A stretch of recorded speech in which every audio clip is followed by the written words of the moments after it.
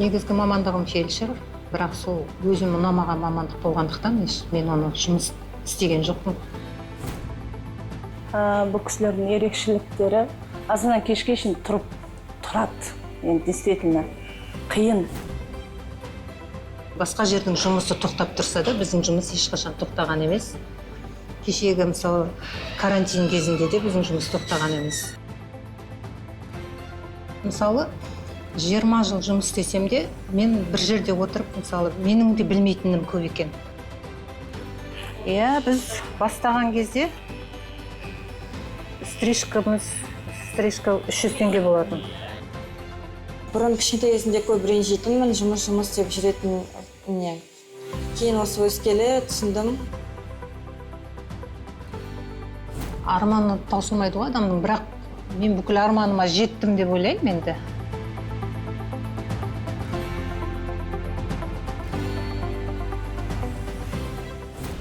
Мамандық таңдау адам өміріндегі маңызды кезең. Жыл сайын түрленіп, табыстың көзіне айналған шаштараз дейтін мамандық бар. Жақсы шаштараз болу оңай емес. Ол үшін сіз клиенттердің тілектерін жүрекпен сезінуіңіз керек. Олармен ортақ тіл таба білу, барлық сән үрдісінен хабардар болуыңыз қажет. Демек, шаштараз бұл оқуғана жеткіліксіз болатын бірнеше мамандықтардың бірі. Клиенттің шаш үлгісінің сыртқы бет бейнесімен үйлесімділігін құруға мүмкіндік беретін белгілі бір талант, әрі батылдық болу міндет. Негізгі мамандығым фельдшер, сол саланы бітіргем.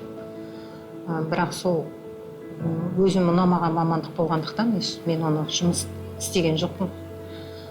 Өз бала күннен осындай шашқа неге әуестігім бар еді. Соны білгеннен кейін жаңа курсына оқыдым да, осы шаштаразға сразу бастап кеттік. Содан бері 22 жыл болып жатыр. 22 жылдан бері осы бір салада жұмыс істеп келеді. Бұл кісінің қасиеті көп енді, жақсы қасиеттері көп. Жаман деп айта алмаймын. Өйткені мен өзім 5 жылдан асып кетті. Бұл салада жүргеніме неше түрлі адамдарды көрдім, неше түрлі салонның хозяйкаларын да көрдім. Субарендар отырған хозяйкаларды да көрдім. Негізінде қарапайымдылықтан ғой, жұмыстың бәрі алға басатын. Қарапайым болсаң, сенің де қасындағы адамдар өзі сенімен бірге болып қарапайым болады деген сөз ғой.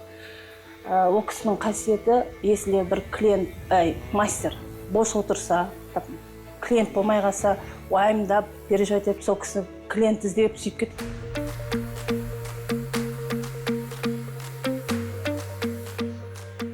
Осы Астанаға қоныс аударып 2014-те келдім. 2014-те келген кезде, енді жаңа өзіңіз айтпақшы, қалған биік қой жігіттерде. Көп адамның шаш алғаны ұнамайды.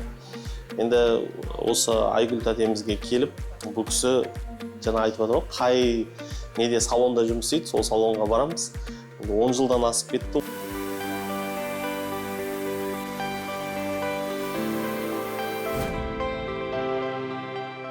Біз әр клиенттен соң осындай инструменттерді тазалап отыру. Бұның өзі әдет, керек, таза болу керек. Солай тазалап отырамыз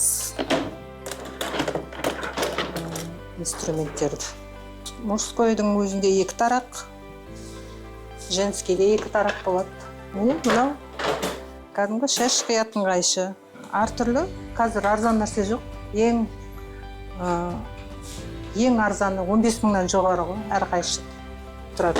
15 мыңнан жоғары тұрады. Машинкалардың өзі қазір 80 мың, 90 мың тұрады.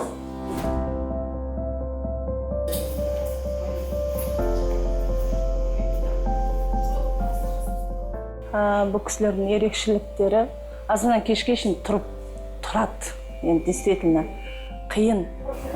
Негізін білмеймін, енді қалай айтсам болады, бұл шаш қой адамның несі, көркі негізінде. Жем тырнаққа қарағанда, басқа нәрсеге қарағанда шаш көркі. Сол несін көркісін дұрысталмай қалса, кетті ғой клиенттерден сөз естейді. Но Аллаға шүкір, осы жерде 2 жыл болды жұмыс істеп жатқанымда ондай не болған жоқ.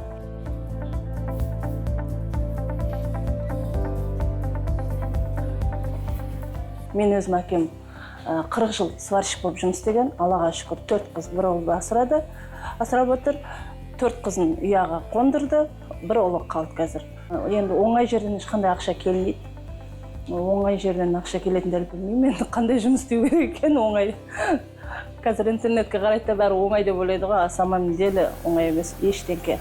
Келсе қара термен тапқысы келсе еңбек салады. Солай шығар.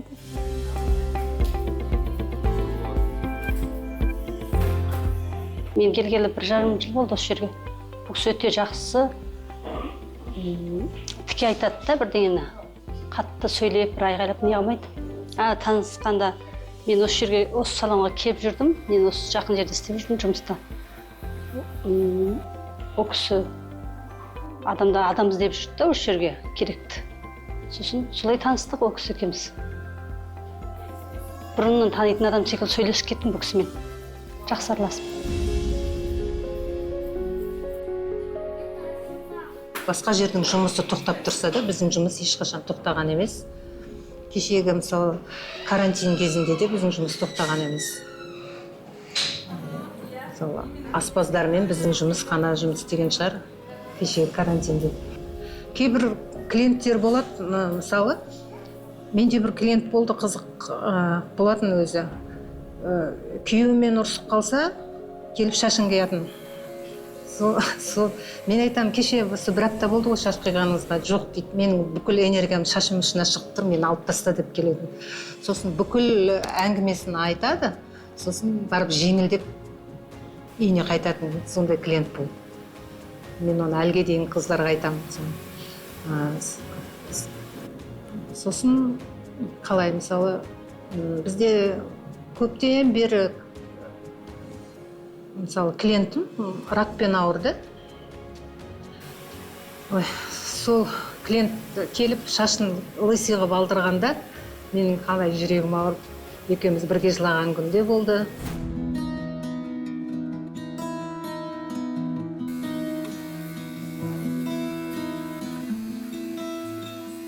Осы шаштараз мамандығын істегеніме 7 жыл болды. Осы салонға келгеніме 1 жылдан асты. Негізгі мамандығым шаштараз. Мен үшін қиын болды алғашында. Ең алғаш үйренген кезде талай қиындықтар болды еді. Клиенттің ойынан шығу енді негізінен қиын ғой мамандық. Мен көбінде ер адамдардың шашын аламын. Сол осылай қазір істеп келе жатқаныма 7 жылдан асты. Маған өзіме ұнайды осы кәсіп. Клиенттің ойынан шығу өте қиын мен үшін.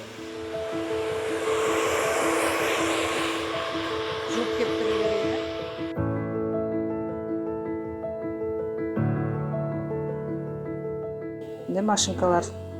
Мен кезінде 60 мың алғанмын. Қазір 80 мың тұрады. Қазір. Біздің мына фендеріміздің өзі 50-60 мың тұрады. Арзанның сол несі татымас дейді ғой, бірақ көпшілікке ол көпке жарамайды. Мен болған бұның алдында да арзан машинкалар. Ол көп болса 1,5 жыл, 1 жылға дейін болды. Одан кейін істемейді жұмыс.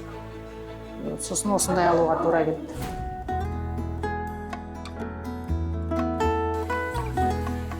Жаңа айтқандай, қазір семьяммен келем, ұлымның, қызымның шашын алдырып, келіншегімнің шашын алдырып кетем осы жерге келіп.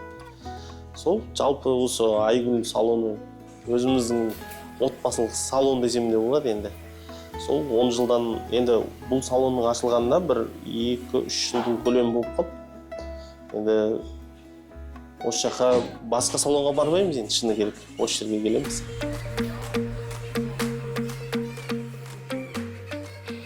Неше түрлі клиенттер кездеседі. Бір клиенттер болады, бетіңе күліп тұрып, артыңнан жамандайтын клиенттер болады. Бетіңе күліп тұрып, бірдеңелерді жазып, артынан жазып жіберетін клиенттер болады. Оның бәріне мән бере берсең, қартайып кетесің. Клиенттің бабын табу қиын. Бірақ біз уже психолог болып алғанбыз ғой. Адамның сөзіне қарай, түріне қарай, адаммен қалай сөйлесуді білеміз. Ашуланып тұрса күліп тұрамыз. Мен негізі әңгімеге көп жоқпын. Маған, наоборот, әңгімесін айтуға келеді көп білемін. Может, мен тыңдай білетін шығармын. Тыңдай білемін, не білемін. Мысалы, даже жас жігіттердің өзі қыздарымен қалай жүргенін айтады, қалай үйленгенін айтады.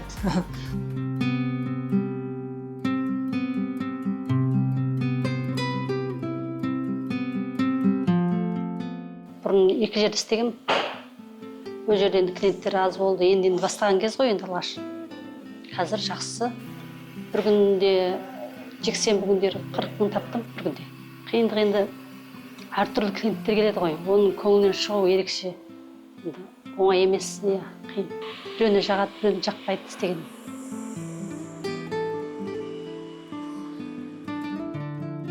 Сол салонды ашқаннан кейін енді шаршадым, может, жұмыс істемеймін ғой деп ойлағам. Бірақ мен клиенттерсіз, клиенттер менсіз өмір сүре алмайды екен. Сонымен жалғастырып келе жатырмын. Енді денсаулық берсе, әлде де істей берем деген ойдам. Мысалы, осы салонды алып, не қылудың өзі мен үшін бір үлкен жетістік. Мысалы, балаларым да қазір жаман емес. Өз жұмыстарын істеп жатыр. Соған жеткіздім әйтеуір. Басқа қандай жетістік керек. Мен осы курсты оқып атқанда маған айтқандар болды. Бір дұрыс одан да оқуға түс, дұрыс жерде жұмыс істе деп. Ал мен оны өзіме ешқандай не қыла алмадым. Осы шаштаразды ұнатып тұрғаннан кейін менің сыртымнан күлгендер де болды. Бұрынғы істеп жатқан жерім мысалы подвал болды ғой. Сондай жерде жұмыс істеп жатыр деп мені мазақ қылғандар да болды. Бірақ мен оның ешқайсысына намыстанған жоқпын. Өзімнің дегеніме жетіп, Құдайға шүкір, қазір міне өз үйім бар, өз салоным бар.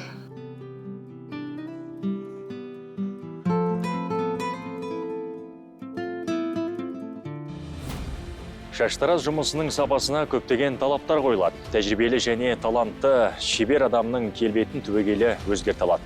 Артықшылықтарын айрықша көрсетіп, кемшіліктерін жасыра алады. Сондықтан да болар, әйелдер қауымы үшін шаштаразға бару психологтың 10 сеансын алмастырады деген тәмсіл бар ел ішінде. Қалжыңмен айтылса да, астарында шындық жатыр. Қорыта келе, әуелден елей бермейтін мамандықтың бүгінде сұранысы күшті. Әлем барда, сән барда, әдемілік барда, шаштараз мамандығы адамзатпен қоса жасасады. Әр шаштың өзінің несі бар. Мысалы, қатты шаштың басқа жұмсартатыны көбірек маскалар қолдану керек. Мысалы, біздер химия жасаймыз, биозабиткіз. Басқа да, мысалы, утюжокпен көп қолданамыз. Сол кезде айтамыз, осындай қолданыңдар. Бізде, мысалы, бәрі профессиональный қолданамыз. Осындай деп совет беріп, несін айтып отырамыз, не алу керек екен, қандай маска. Мен, мысалы, 20 жыл жұмыс істесем де, мен бір жерде отырып, мысалы, менің де білмейтінім көп екен. Негізі бастаған мамандық алға талпынып, оқып, одан сайын үйрене беру керек. Өзінің табысын көтеру үшін басқа да бір нені үйреніп отыра бермей, көбейту керек. Сол кезде ғана клиенттер көбейеді. Күндегі, мысалы, өзгеріп жатыр ғой технологиялар. Соны үйренуден жалықпау керек. Мен де бұрын ойлайтынмын, мен білемін уже, шаш қия аламын, мен клиенттерім бар, значит, мен нормальный мастермін деп ойлайтынмын. Қарап отырсаң, уже жан-жақты қарап отырсаң, өзіңнен кейінгілер, мысалы, дамып жатқанын көргенде, әлде де біздің үйренетініміз көп екенін түсінесің. Мен де қазіргі бастап жатқан нелерге, мастерлерге солай айтқым келеді. Әлде де үйренуден жалықпау керек, білем деп отыра бермей.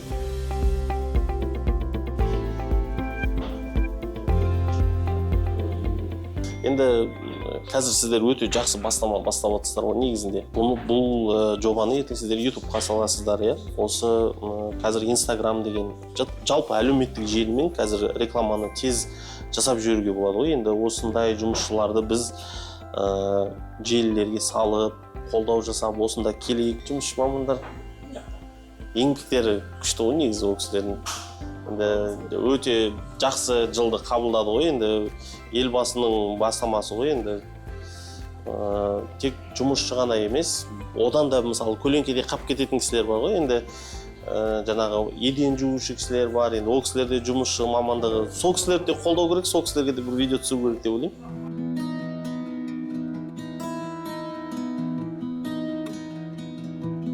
Маған да қызық, иә, сол мысалы неше түрлі өмірді, қанша клиенттің қанша тағдырын біліп жатырмын да. Өзіңе керектісін аласың, керек емесін. Мысалы, әр клиентіміз үшін біз неғып тұрамыз. Өткенде мысалы, сол 20 шақты жыл менімен бірге келген, осы бір клиентім жақында рактан қайтыс болды. Мен қатты қиналдым, жүрегім ауырды. Келгенде аңқылдап бүкіл несін, өмірбаянын, бүкіл несін айтып, күлдіріп, сөйтіп отыратын. Бүкіл өмірі көз алдымнан өтті. Қайтыс болды деген естігенде. Сондай естеліктер болып тұрады. Арманы таусылмайды ғой адамның, бірақ мен бүкіл арманыма жеттім деп ойлаймын енді. Сол жеткен арманымды одан сайын үлкейтсем деген арман ғой сол. Бірақ нағыз арманыма жеттім бәрінен бұрын сол баламды, қызымды өсірдім, оқыттым. Қазір өз салаларында жұмыс істеп жатыр. Жағдайлары жаман емес. Өзім көмектесіп тұрамын.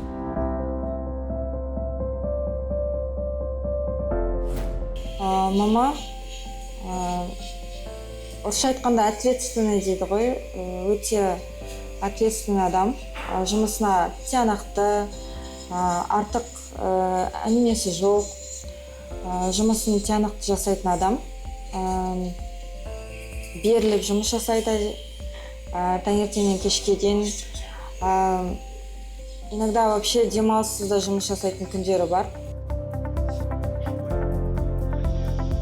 Иә, біз бастаған кезде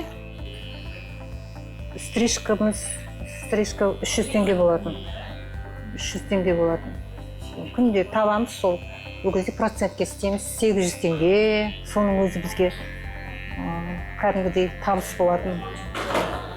Бірінші үйренген кезде сол жердің полын жуып, не қылып, полотенцесін жуып. Сондай күндерде болды, пока процентке отырғанша солай бастадық қой басында.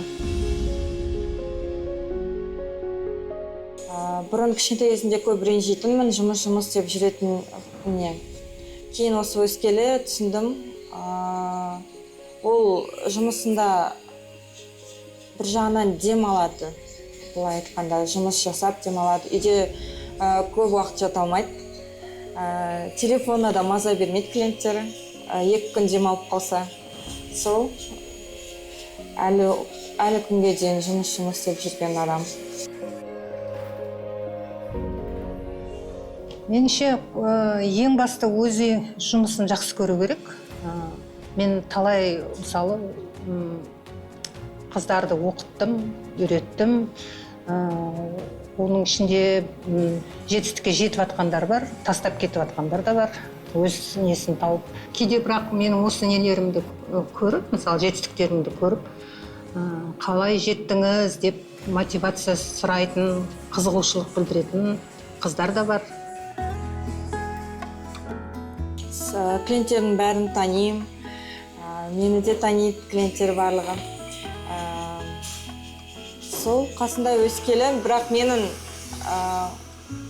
өкінішке орай шашқа икем болмады. Қасында жұмыс істеп бірге үйреткісі келді, бірақ икем болмағандықтан қасында жұмыс істей алмадым.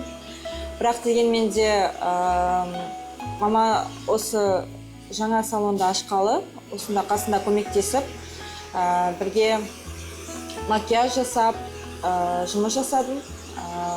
Және кірпік жабыстырып жұмыс жасадым. 2 жылдай бірге.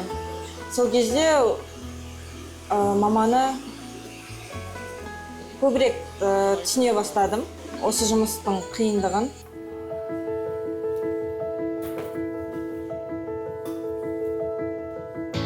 Мен әрбір адамның жағдайы жақсы болса екен деп тілеймін. Жалақылары өздеріне жеткілікті болып, өз маманының иесі болып, немқұрайлы қарамай өз маманның иесі болса, нәтижелі жұмыс жасаса, сонда ғана табысы көп, сондай мамандар көбейсе, нәтижелі жұмыс жасайтын мамандар көбейсе деп тілеймін. Проблема басқаларда болатын шығар, меніңше шаштараздарда проблема жоқ. Бәрі өз қолдарында. Ешқандай проблема жоқ. Тек клиенттер болса жинап, жинау да өз қолында, клиентті де жинау өз қолында. Егер жиналған клиентті жібермей, соларды ары қарай алып кету де өз қолында. Адамға байланысты.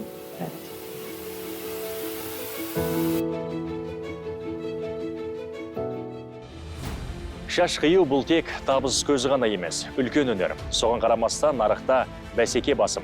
Көшеде жаршық еткен салондардан көз сүрінеді, бірақ сол мыңдаған маманның ішінен өз ойының үдесінен шығатын нақты біреуіне тұрақтап әдетте оңайға соға бермейді.